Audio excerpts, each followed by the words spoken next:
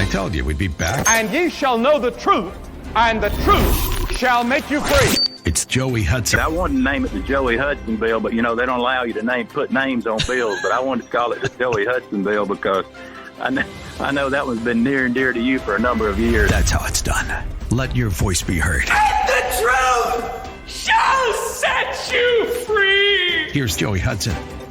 3 commercial vessels were attacked in the Red Sea yesterday, prompting a U.S. warship to shoot down multiple unmanned aerial vehicles headed toward them. Also, Texas Representative Sheila Jackson Lee is running for mayor of Houston.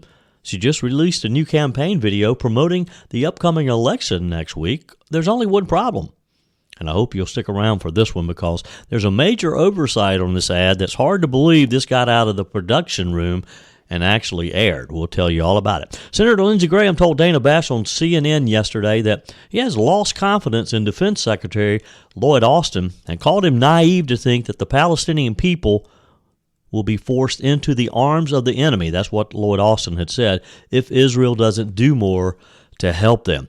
NBC's Kristen Welker put Governor Ron DeSantis on the hot seat yesterday morning, repeatedly asking if he plans to drop out before the Iowa caucuses. And a North Carolina family had quite the scare when their Great Dane disappeared. I've got the full story for you. It's gone nationwide. Spoiler alert, it has a happy ending. Welcome and glad to have you in the PhD Weight Loss and Nutrition Studio. To lose weight for the last time, visit myphdweightloss.com. So 3 commercial vessels were attacked in the Red Sea on Sunday. This prompted a U.S. warship to take action. A statement by U.S. Central Command, CENTCOM, explained. Today, there were 4 attacks against 3 separate commercial vessels operating in international waters in the southern Red Sea.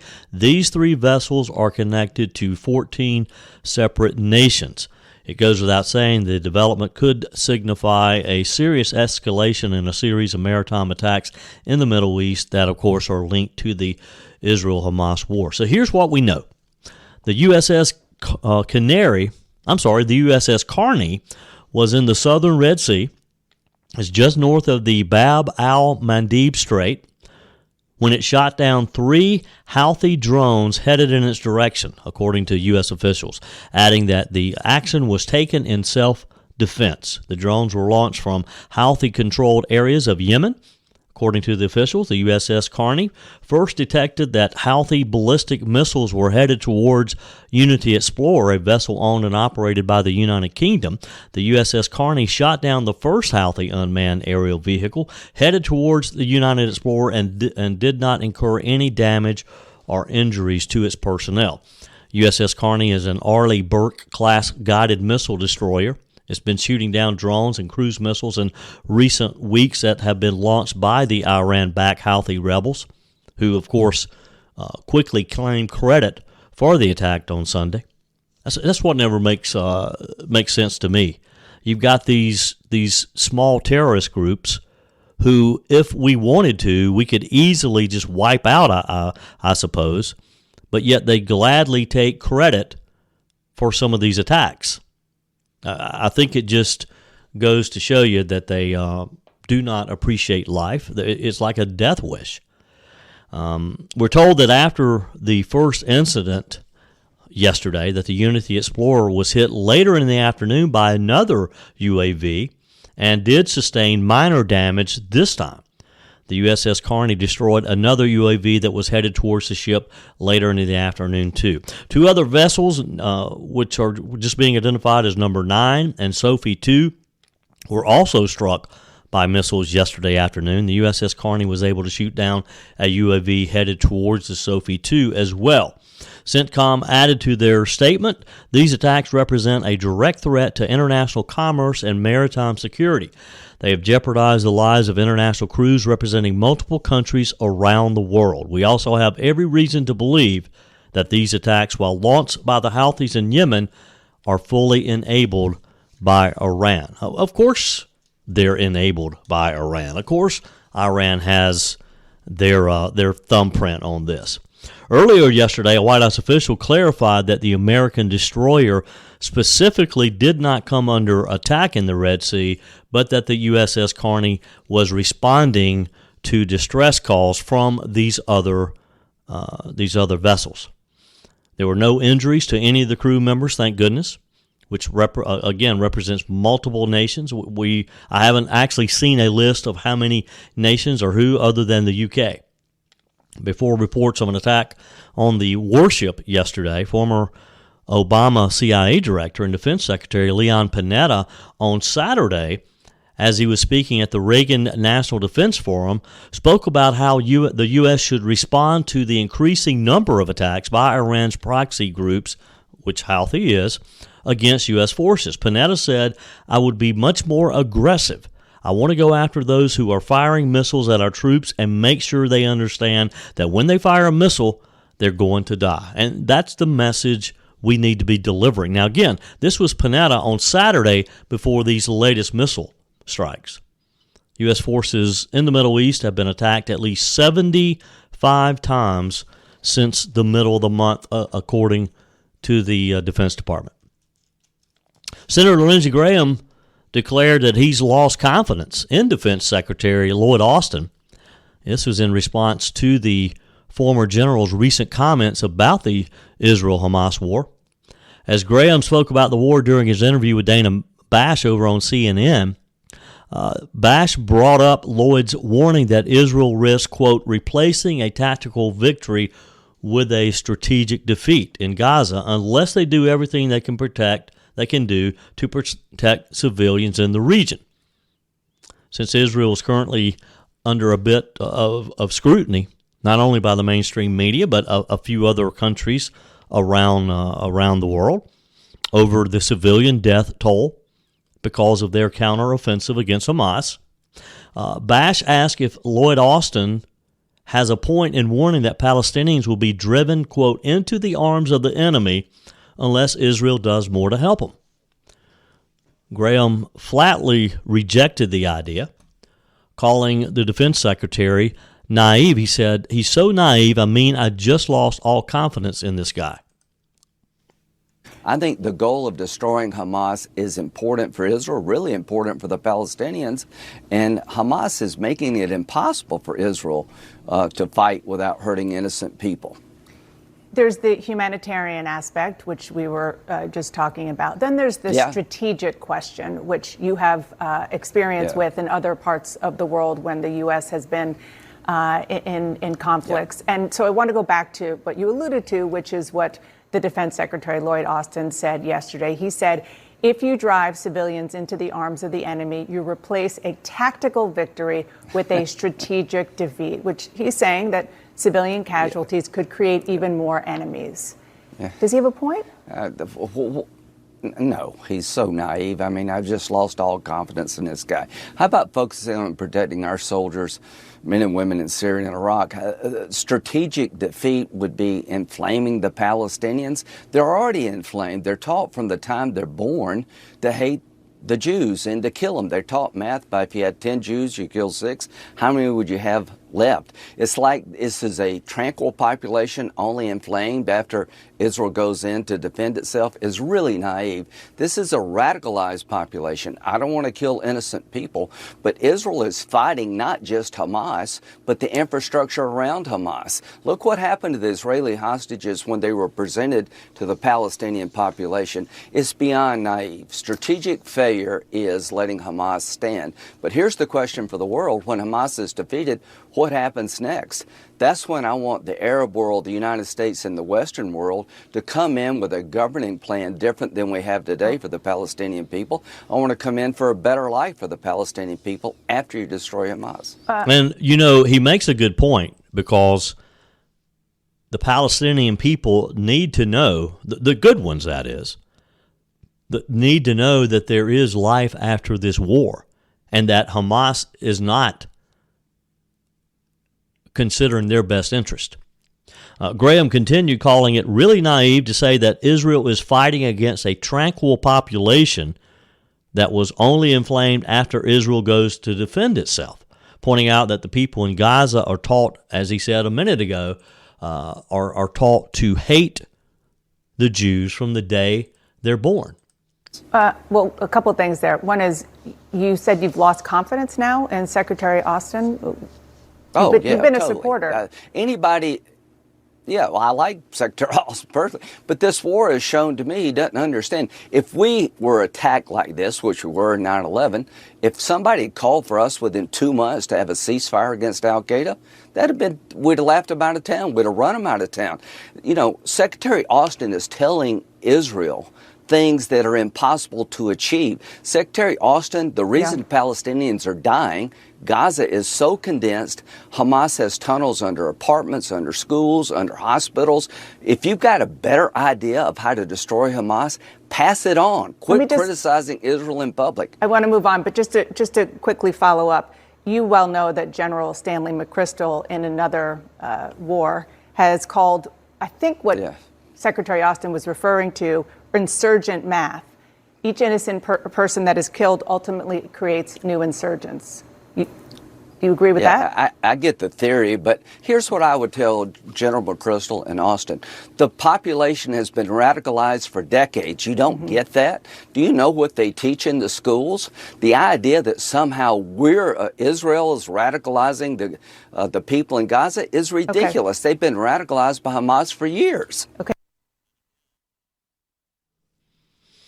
And again, I have to agree with Lindsey Graham on this one. The Palestinian people, Hamas, they're born and they're raised to hate Jews and to want to kill Jews and to kill you and me if we get in between, if we get in the way. 864-477-JOEY, 864-477-5639. You can send me a quick text message. You can leave me a voice message, and, of course, your emails are welcome, joey@joeyhudson.com. Immigration. Let's talk about immigration for a minute, as NBC News said that they're frustrated by President Joe Biden's confusing border policies and believe his administration has no clear wins on immigration, according to several different interviews that NBC had yesterday. Let's start with Janet Murguia. She's president of UNIDOS, a Hispanic civil rights and advocacy group that NBC had on yesterday. She says there are no clear wins for him. It's one step forward and 2 steps back, and that's not a recipe for success in terms of making a case. NBC reported that the president has struggled to find an effective way to explain his immigration policies. Well, he's had trouble explaining it because he doesn't really have any. I mean, Jean-Pierre is very quick and how many times have we heard her say, from day one, he had a clear and concise policy for immigration. It's just not true. From day one, what he did was sign executive orders to undo all that Donald Trump had done. Day one, he signed an executive order to stop the building of the wall. But his message has been mixed. His message has been confusing, which has led to millions of people walking days and weeks to get to our border knowing they would be able to walk right in. Magula said that the president's explanation of his immigration policy was very confusing. Yes, it is. She said one day they do something positive that shows a path forward, and the next day they revert to the policies that are draconian. It reinforces this notion that the White House doesn't have it together when it comes to immigration. It's hard for voters to figure out where they stand. Biden's administration approved $950 million in contracts to repair and upgrade parts of the existing border wall construction in Arizona, California, and Texas just last month, using money from the Trump era, surprise, surprise, from their congressional appropriations. And that is very confusing if you agreed with Joe Biden that we should have open borders. The problem is Biden is getting pressure from within his own party. When you have Democrat mayors from large cities like New York and Chicago pressuring you, then you have to try to drop back and punt, and that's what Biden's doing. He's grasping for straws here, trying to figure out what to do.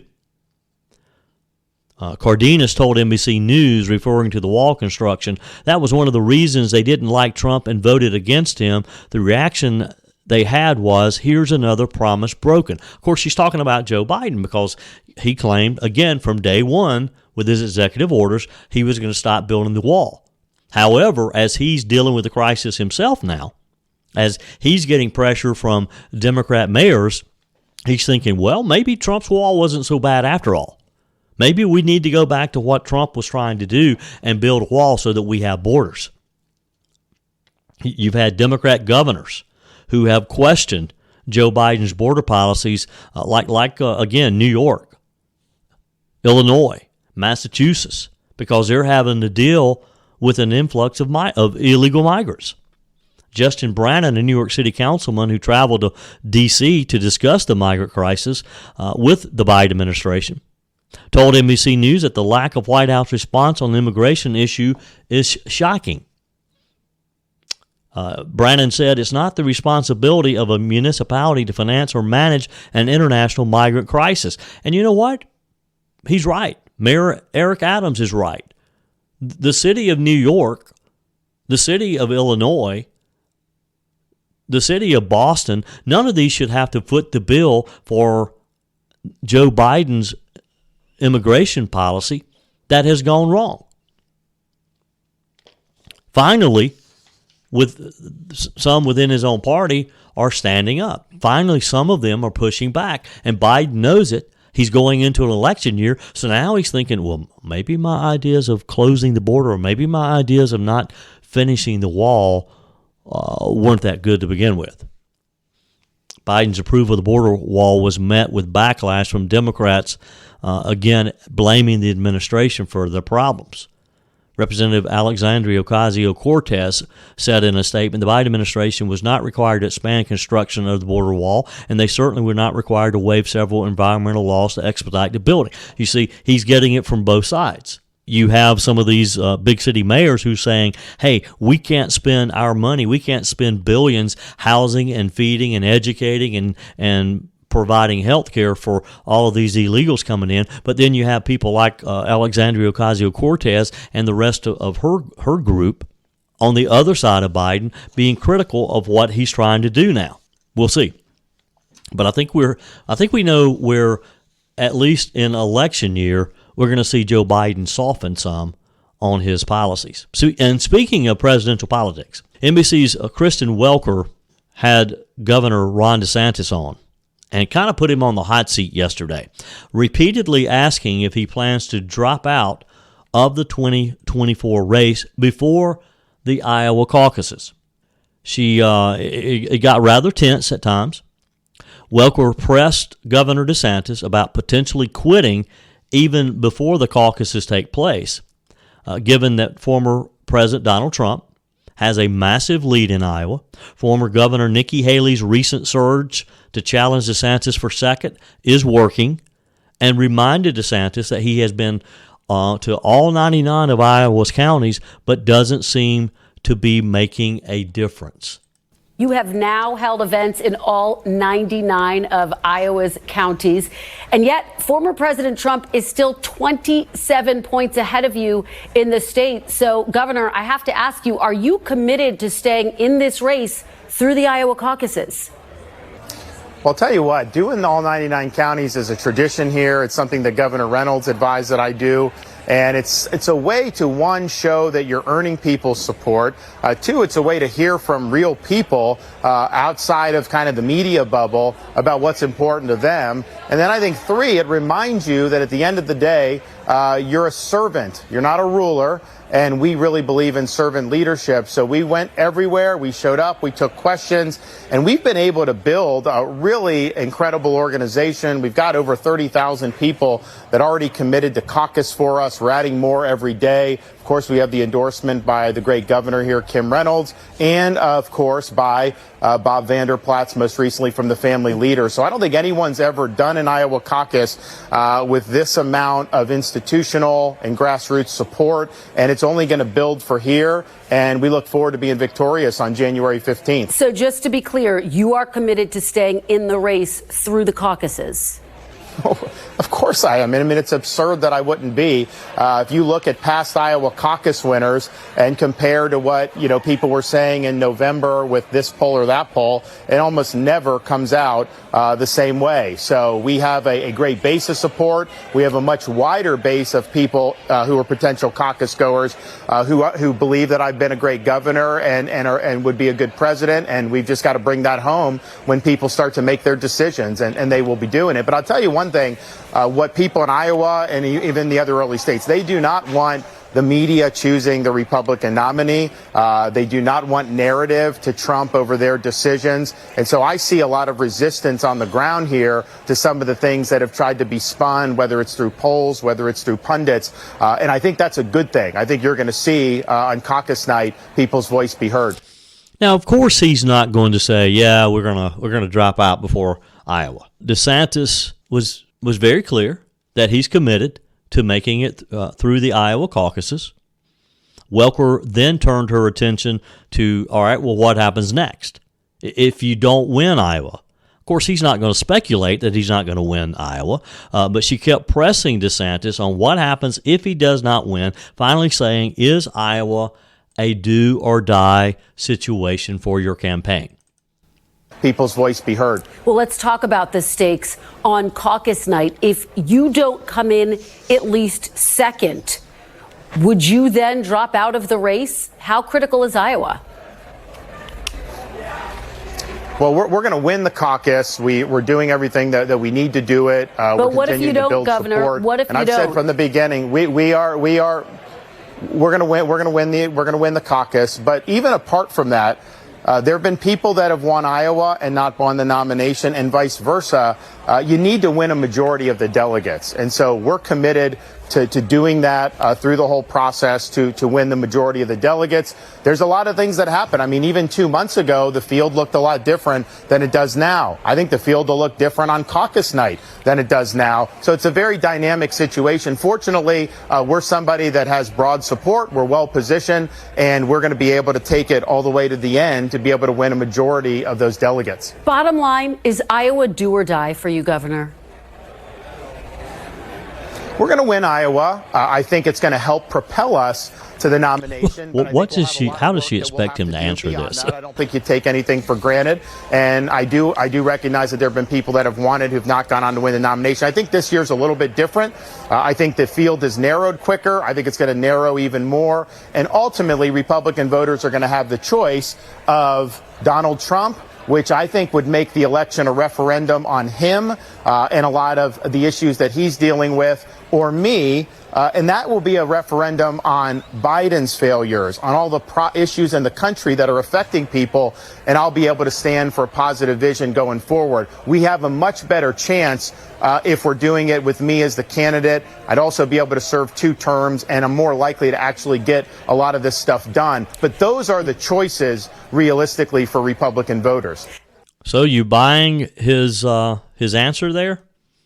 Again, Governor Ron DeSantis on NBC yesterday with Kristen Welker, trying to get him to acknowledge that, well, if you don't do so well in Iowa, it may be time to call it quits.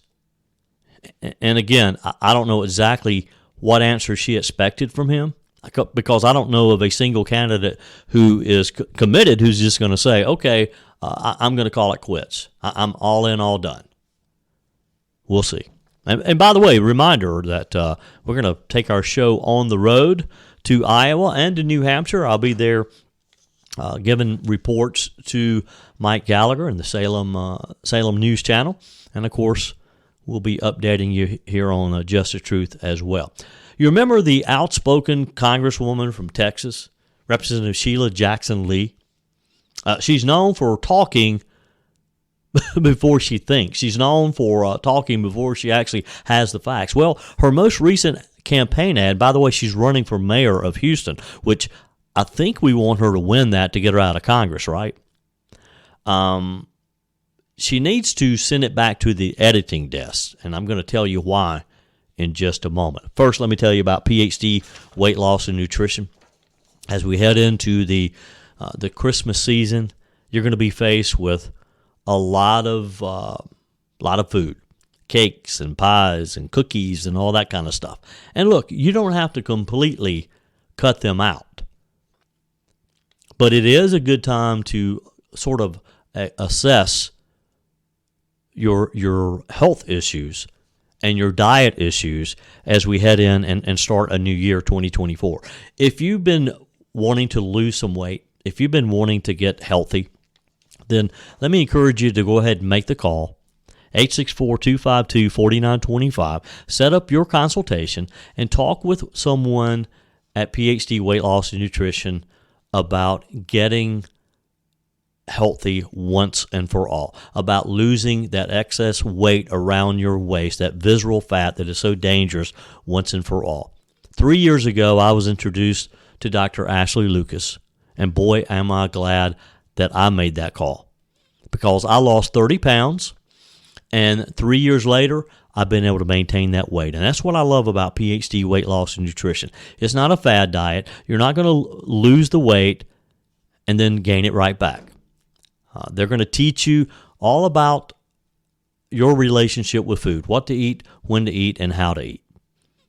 If you want to lose the weight for the last time, if you want to stay healthy, then make the call and set up your first consultation. 864-252-4925. Find them online at myphdweightloss.com. PhD Weight Loss and Nutrition, the official partner of the Clemson Tigers. So Congresswoman Sheila Jackson Lee might want to take her latest campaign ad back to the editing room because it indicated the wrong date. Mediaite confirmed that the ad was aired on Houston television stations. Jackson Lee's making her last push against her fellow Democrat, Texas Senator John Whitmire, in their runoff for Houston mayor. The runoff election marks a narrowing field, since the two were the clear standouts among a field of 16 other candidates. Now, one of the two must clear 50% in order to win. So the ad shows that Jackson, she's telling about all of her accomplishments, about her record, declaring that if we're going to bring down crime, if she's going to fix the streets, she's going to bring good-paying jobs to Houston, then Houston needs a champion, and that champion, of course, is her. Here's the spot. Care. Houston, I've spent my entire career fighting for you. From fighting to keep our kids safe from guns when I was on city council, to my days in Congress fighting to protect women's reproductive freedom, and for funding for our police, schools, and small businesses. Now I'm running to be your mayor, because if we're going to bring down crime, fix our streets, and bring good-paying jobs here, then Houston needs a champion who's ready to fight for what's right, and I am.